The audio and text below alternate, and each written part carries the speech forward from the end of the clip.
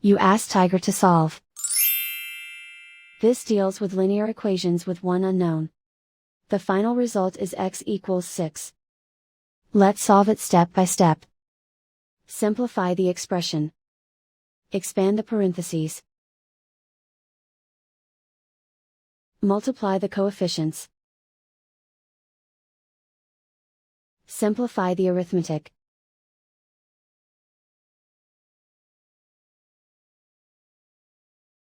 Group all x terms on the left side of the equation. Subtract 8x from both sides.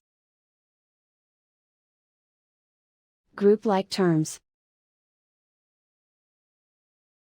Simplify the arithmetic. Group like terms. Simplify the arithmetic. Group all constants on the right side of the equation. Add 28 to both sides. Simplify the arithmetic.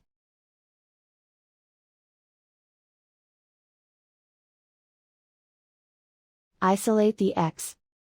Divide both sides by 4. Simplify the fraction. Find the greatest common factor of the numerator and denominator.